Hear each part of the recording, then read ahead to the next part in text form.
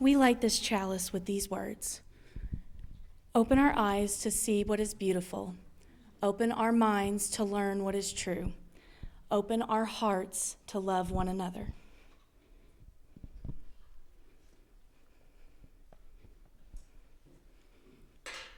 Please join us in the affirmation of covenant, which you will find printed in your service, stating the following.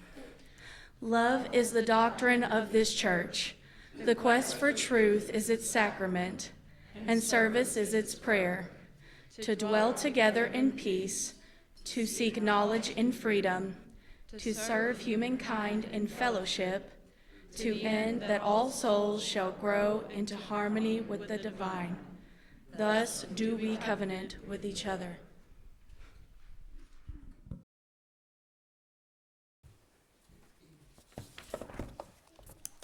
Good morning. Thank you to everyone who's here today. I appreciate that you're here. I appreciate the lay ministry team that helped put this service together for you. It's good to be together in this place at this moment. We enjoy coming together to worship and fellowship in our church community. We gather often around a table to share a meal and spend many hours a week doing all the things that we need to do to keep the wheels running at UUCLR.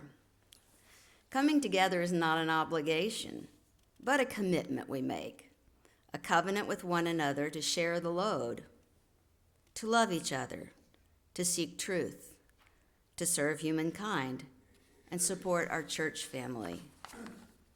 Together, we seek to live in unity with our highest calling,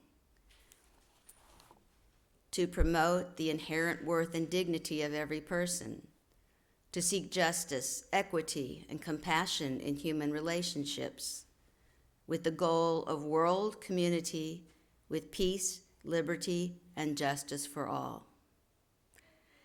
How can we walk out of this service into the world and shine the light of love that we share with each other here? How do we share time and space with others in our community with whom we have not made this covenant? How do we interact with people who do not share our common values and, in fact, may oppose our lifestyle, our liberal values, how we dress, who we love, and the social justice issues that we so passionately support? As we're entering into the time of year when we congregate with family and friends, are we prepared to bring peace and love where there is fear and brokenness? As we are reminded by the prayer of St. Francis of Assisi, are we prepared to give thanks in all things, even in uncomfortable situations? As I prepared this message, the word that kept directing me was compassion. Do we have enough compassion to draw our circle wide enough to include all the difficult people we encounter during the holidays? How about that iconic uncle who continues to complain about the war of northern aggression? The many who fight against the rights of a woman to make decisions about her own body, gender issues, racial justice, and so forth. As a child, I remember celebrating Thanksgiving. It was just a great fun time to get together, and the table was decorated with little candles of these cute little pilgrims and Indians. Yeah. Oh, and we made those turkeys that you go around your hand. Yeah. Well, that was before I learned the truth. The truth of the oppression of the Native Americans by the colonists, the theft of ancestral lands, the Trail of Tears, the kidnapping of Native children placed in boarding schools with the white people who sought to eradicate their rich history from all memory. Now, gathering around the Thanksgiving table has a very different tone. And it seems that many, maybe most families, have members who still want to honor the myths of our country's auspicious beginnings. Many who want to hold on to the good old ways that weren't really good, certainly not good for everyone. How do we respond to these folks? We Unitarians value the larger circle we draw around people who have been shunned by society. But what about those who shun? Do we have enough light to shine through the darkness? To include the folks who live in fear of losing their entitlement, who believe their supremacy is right and normal and blessed by their God? I say, yes, we do. And I think it's our responsibility to reach across this great divide with peace in our hearts. So I have 3 things to remind us what we can do. First, make an intention to be a peacemaker. Second, prepare your heart ahead of time. And third, listen with compassion. It starts with your relationship to yourself. It requires a change, a turn, as Jack Reamer says in the reading Laurie shared called On Turning.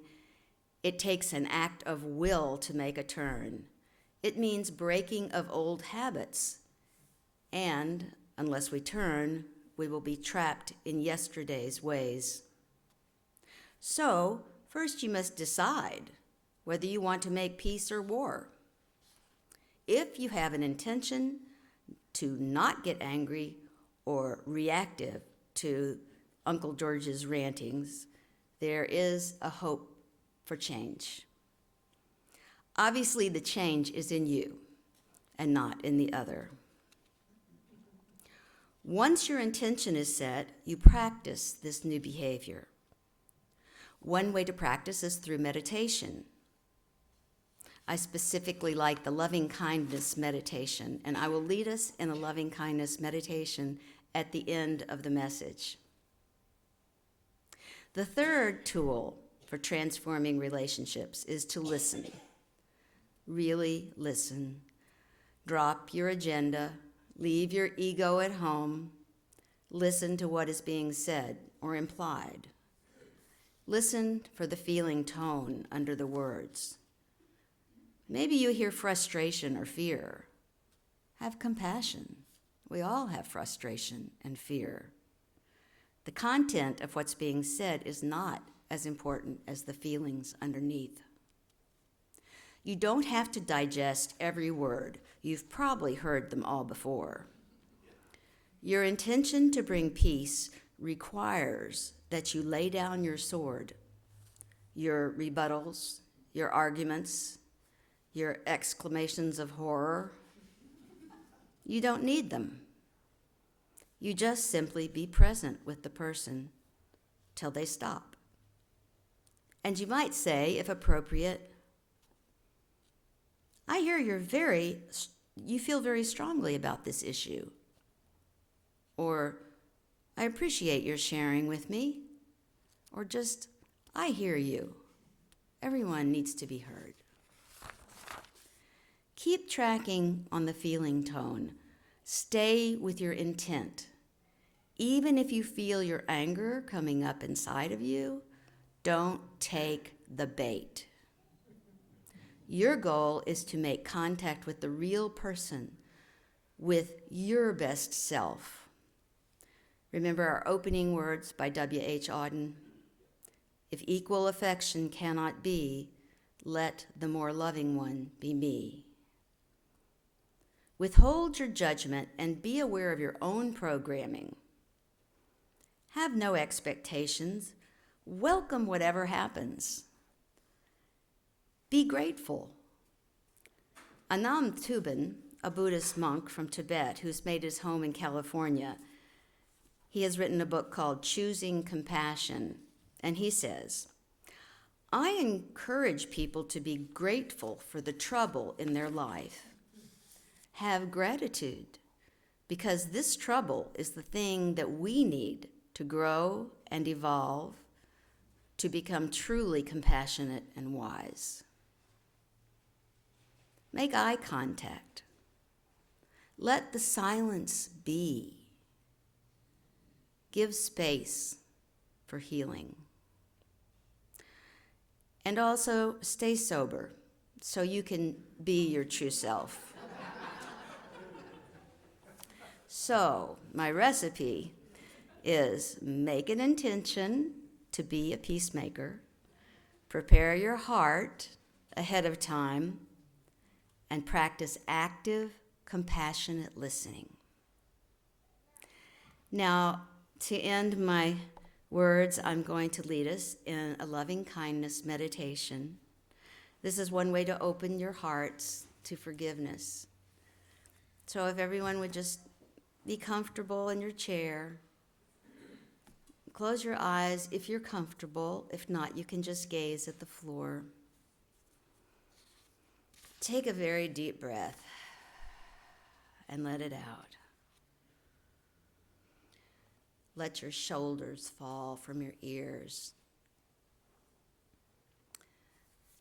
Now, in this meditation is a visualization. So you have to engage your mind. Look out in front of you in your mind and visualize people walking towards you and standing before you. The people you love, the people who love you, the people who agree with you and share your common goals. And say to them, may you be free from suffering and all the causes of suffering. May your heart be filled with loving kindness. May you have peace. And now, imagine people coming forward who you don't share common values, perhaps, that you have difficulty with. They may be your relatives, your friends, or people in the national scene. Bring those people in front of you. Look at them. Look in their eyes and say, may you be free from suffering and the root of all suffering. May your hearts be filled with loving kindness. May you have peace. And then imagine the whole world, everyone joined together before you as you offer this prayer. May you be free from suffering and the root of all suffering. May your hearts be filled with loving kindness. May we all have peace.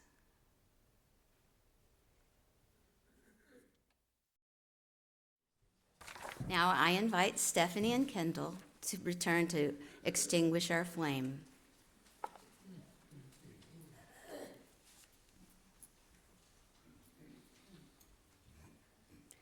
We extinguish this flame, but not the light of truth, the warmth of community, or the fire of commitment. These we carry in our hearts until we are together again. Amen. Blessed be, and namaste. Please join us for coffee and conversation in the Meadow Wing. Go in peace.